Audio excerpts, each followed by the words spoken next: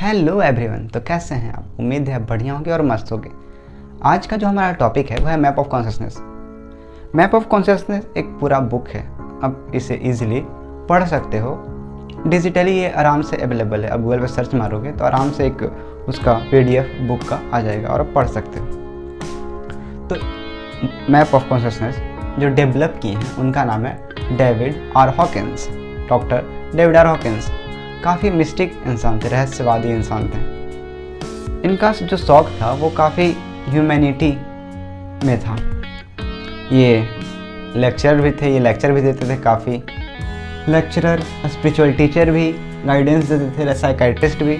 इंसानों को समझने का इनका एक अलग रुचि था और रिसर्चर भी थे। रिसर्च करते रहते थे चीज़ों को लेके कि अगर कोई इंसान ऐसा है, आखिर ऐसा सोच रहा है तो क्यों सोच पा रहा है या कैसे सोच पा रहा है। क्योंकि देखो कहीं ना कहीं जो हमारा माइंड होता है वो हम सबका डिफरेंट है, तभी हम अलग अलग हैं। ओके, ये जो हमारा माइंड है वही तो हमको अलग बनाता है एक दूसरे से ना। तो इनका जो फर्स्ट एक कुछ कोट है, ओके, तो change is never easy but always be possible. ये बताना चाह रहे हैं कि देखो चेंज आप जहाँ भी अभी हो, ओके, वहाँ से चेंज करना हो सकता है मुश्किल हो थोड़ा। जहाँ भी आप हो, जैसा मेंटेलिटी है आपका, वहाँ से हो सकता है आपको एक अच्छा वर्जन आपका लाने में टाइम लगे, समय लगे, लेकिन वो हो सकता है, वो पॉसिबल है। Change is never easy. Change, बदलाव इजी नहीं होता है, लेकिन बट ऑलवेज भी पॉसिबल। अगर आप कोशिश करो तो वो चीज़ हो सकता है पॉसिबल। जो एक इंसान को एक इंसान बनाता है, देखो हमें जन्म तो मिल जाता है अपनी माँ से, लेकिन जो हमारा होना होता है वो एक्चुअल में होना कब होगा? जब आप खुद से समझोगे अपने आप को, जब खुद अपने आप को आप क्रिएट कर पाओगे।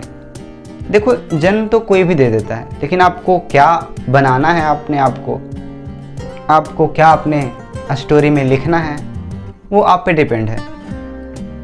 तो अपने आप को बस ऐसा मत समझो कि हाँ हम जन्म ले लिए हैं तो बहुत बड़ा हो गया। अपने आप को गहरे में जाओ, अपने आप के अपने अंदर गहरे में जाओ, खोजो अपने आप को। तुम्हारा होना क्या है, तुम्हारा रूट क्या है, तुम्हारा रूट बेसिस क्या है। हम सब कहीं ना कहीं कहानियों में ही उलझ जाते हैं और अपने आप को कभी उस तरह से देख ही नहीं पाते हैं जिस तरह से हमें देखना चाहिए खुद को, और हम कहानियों में उलझ के ही रह जाते हैं और लास्ट में अंत जो हमारा होता है वही फिर मर जाते हैं। एक जन्म देती है आपको माँ, लेकिन एक जन्म आपको खुद लेना पड़ता है, खुद चीज़ों को समझना पड़ता है, एनालाइज करना पड़ता है। आप कोई भी कुछ बोल देता है, आप मान लेते हो, लेकिन नहीं, आपको क्यूरियस होना चाहिए। आपको हर एक चीज़ पे क्वेश्चन करना चाहिए। लेकिन ना, हम तो बड़े समझदार होते हैं ना, हमारे इंडिया वाले जो भी हैं बड़े समझदार होते हैं, बड़ा आज्ञाकारी बेटी, जो माँ बाप बोल रहा है मान रहे हैं। देखो हम ऐसा नहीं बोल रहे हैं कि माँ बाप का बात मत मानो, मानो, बिल्कुल मानो, लेकिन अपने आप को ही तो देखो, क्वेश्चन तो उठाओ एटलीस्ट। ऐसा तो नहीं कि बैल की तरह बस चल पड़े पीछे पीछे। तुम्हारा जीवन है तो तुम अपनी तरह से उसको एक्सपेरिमेंट कर सकते हो, समझ सकते हो चीज़ों को। यहाँ तो बस स्टोरी में ही अगर उलझे तो भाई बहुत गंदा हाल होने वाला है। तो दूसरा कोट है, by changing our self we change the world. जब तक हम खुद को चेंज नहीं करेंगे तब तक हम वर्ल्ड कैसे चेंज कर सकते, दुनिया कैसे चेंज कर सकते हैं। हम सब बोलते तो हैं कि हाँ इतना रेप होता है, इतना गलत काम होता है, आखिर कर कौन रहा है? क्या कोई ऊपर से अदर एलियंस आ रहे हैं क्या करने हैं? जो भी करप्शन होता है या मर्डर होता है या फिर रेप होता है, आखिर क्यों हो रहा है? कौन जन्म दे रहा है ये सब चीज़ को? सोसाइटी, समाज, और कौन दे रहा है? और हम बोलते हैं कि बहुत बुरा हुआ, बहुत ख़राब हुआ, ऐसे इंसान को फांसी दे देना चाहिए। भाई जन्म भी तुम ही देते हो, ये सोसाइटी ही जन्म देता है वैसा दरिंदा को, और वही बोलता भी है कि भाई बहुत बुरा इंसान है। तो वो बुरा इंसान बना कैसे? उसका रूट पे जाओ ना। पहले तुम ही बनाते हो और तुम ही फिर बोलते हो कि नहीं ये तो बहुत ख़राब इंसान बन गया। ऐसे कैसे चलेगा बताओ? तो हमें समझना पड़ेगा हम कैसा सोसाइटी बना रहे हैं। हम रेपिस्ट को जन्म दे रहे हैं, हम खूनी को जन्म दे रहे हैं, मर्डरर को, या कोई सुसाइड कर रहा है हम उसको जन्म दे रहे हैं। तो हमारा सोसाइटी कहाँ जा रहा है, हमारा समाज कहाँ जा रहा है? और सोसाइटी बोलता है नहीं ऐसा करो वैसा करो। भाई उसका अपना फीलिंग होता है व्यक्ति का, लेकिन जो समाज है, सोसाइटी है, वो व्यक्ति को बर्दाश्त नहीं करता है। अगर आप उसके खिलाफ खड़े होगे तो कहीं ना कहीं अगेंस्ट खड़े हो गए तो वो बोलेगा नहीं तुम हमारे खिलाफ खड़े हो गए, क्योंकि भीड़ है ना वहाँ सोसाइटी के पास और आप अकेले हुए हैं। लेकिन सोसाइटी बनता कैसे है? हर एक इंसान ही तो मिलकर बना है ना सोसाइटी। एक इंडिविजुअल मिलके ही तो सोसाइटी का निर्माण करते हैं ना। तो हर इंसान अगर एक समझे कि देखे इस चीज को, पढ़ा लिखा हो, एजुकेटेड हो, तो क्यों नहीं। हमारा इंडिया में बस इस लेवल तक पढ़ा जाता है कि भाई चलो बस खाना का जुगाड़ हो जाए, सर्वाइवल का जुगाड़ हो जाए। लेकिन क्या सर्वाइवल का जुगाड़ करना ही मेन मुद्दा है? क्या जानवर बने रहना ही एक मेन मुद्दा है? सर्वाइवल तो भाई जानवर भी कर लेते हैं, कर ही लेते हैं ना सर्वाइवल। तो हम इंसान हैं, फिर हम में अंतर क्या? जब तक आपका दूसरा जन्म नहीं होता, ऐसा कह लो, या ऐसा कह लो कि आपका एक बेस्ट वर्जन नहीं आया था, तब तक आप नहीं हो कि मम्मी ने आपको जन्म दे दिया। लेकिन एक बार आपको खुद जन्म लेना पड़ेगा, खुद को बनाना पड़ेगा, खुद को क्रिएट करना पड़ेगा। ये सारा स्टोरी से सारा जितना कुछ भी आपको सिखा दिया गया है, बता दिया गया है, सब भूलना पड़ेगा। बस अपने गहराई में एक बार डूबो और देखो। तो थर्ड कोट है हमारा, as we become more loving on the inside, healing occurs on the outside. जब आप अंदर से प्यारे होते हो, आप में प्यार भरा होता है, तो कोई गुस्सा भी हो ना तो आपके अंदर से गुस्सा का भावना उठता ही नहीं। कभी देखना इस चीज़ को। लेकिन हाँ, आपके पास भी वैसा होना चाहिए, प्यार होना तो चाहिए ना एटलीस्ट, तभी तो आप देख पाओगे। वरना आपको थोड़ा सा कुछ बोल जाता है, बस आप जानवर बन जाते हो कि वो ऐसे कैसे हमको बोला, ऐसे बोल कैसे सकता है हमको। तो ये क्या है आखिर? ऐसे कैसे हो जा रहा है कि कोई इंसान आपको कुछ बोल देता है और आप अपने आप से बाहर हो जाते हो, अपने आप से पता नहीं आप दूसरा ही इंसान बन जाते हो गुस्सा में, या फिर कुछ भी सोचने लग जाते हो। कैसे कोई दूसरा इंसान ऐसे इफेक्ट कैसे कर दे रहा है आप पे? आप तो आप हो ना, यहाँ सबका एक दायरा है, लेकिन आप अपने वर्ल्ड में उसको एंटर क्यों करने देते हो?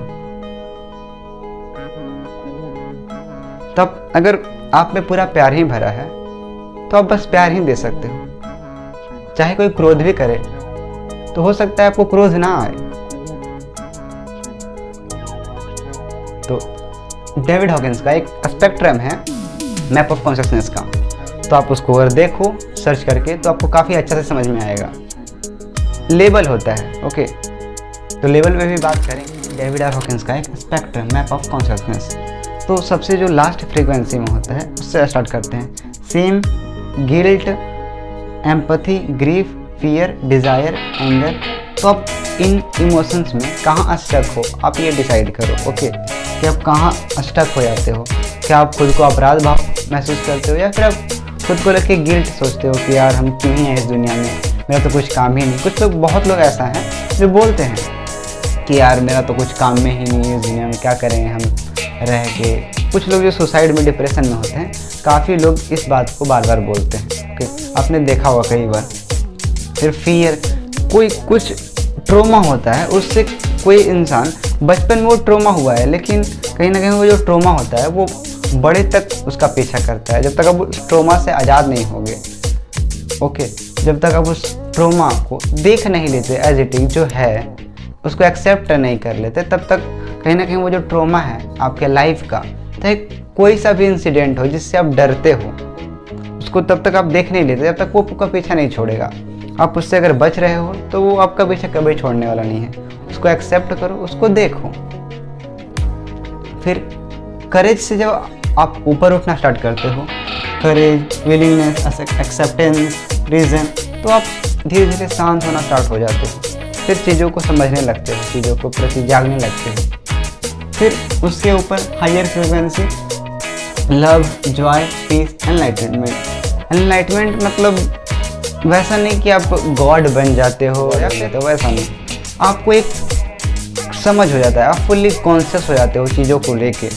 आप यहाँ हो, यहाँ एग्जिस्ट कर रहे हो, लोगों के प्रति कॉन्शियस हो जाते हो, चीज़ों को समझने लग जाते हो कहीं ना कहीं। तो फिर आपके अंदर से कुछ भी वैसा कड़वा नहीं होता, कुछ गीला शिकवा नहीं होता, आपके अंदर प्यार का, ऐसा समझो ना, प्रेम का विस्फोट हो जाता है। फिर जॉय, पीस, आप शांत हो जाते हो धीरे धीरे, आपका हर चीज़ से डिटैचमेंट हो जाता है, आप फुल्ली कॉन्शियस हो जाते हो, बस चेतना बच जाते हो और कुछ नहीं। ना कोई स्टोरी है, ना वहाँ पे कोई, अब ऐसा समझो एक आईना है ना, तो अब उसमें कोई तस्वीर बनता है, और बनता भी है तो हट जाता है, लेकिन आईना वहीं का वहीं रहता है। आईना में ना जाने कितना कुछ बनता है, मिटता है, कोई आता है, शक्ल देखता है, फिर चला जाता है, लेकिन आईना एज इट इज़ रहता है। बस वैसा ही फील होता है जब आप हायर फ्रिक्वेंसी में चले जाते हो तब, और तब आप एक अलग ही आनंद कह लो या फिर कह लो पीस, शांति, उसको सुख भी नहीं कहेंगे, दुख भी नहीं कहेंगे कि बहुत दुख होता है, या सुख भी नहीं है। सुख क्या होता है, एक तरह से वो भी एक तरह से बाढ़ है, दुख भी क्या है, एक तरह से बाढ़ है। सुख इस तरीका से बाढ़ है क्योंकि वो एक्साइटेड कर देता है इंसान को, खुद को भुला देता है। लेकिन आपको यहाँ पे खुद का पूरा प्रतीति रहेगा मीन्स कहने का मतलब आप पूरा होश में रहोगे क्योंकि फुल्ली कॉन्शियस हो आप। ओके, तो कोई तरह का बेहोशी नहीं, अच्छा हो रहा है तो अच्छा हो रहा है, गलत हो रहा है तो गलत हो रहा है, आप चीज़ों को देख पाओगे। ओके, अगर आप इस स्पेक्ट्रम को सही से देखना चाहते हो तो आप गूगल पे सर्च करके देख सकते हो, शायद आपको समझ में और अच्छा से आए।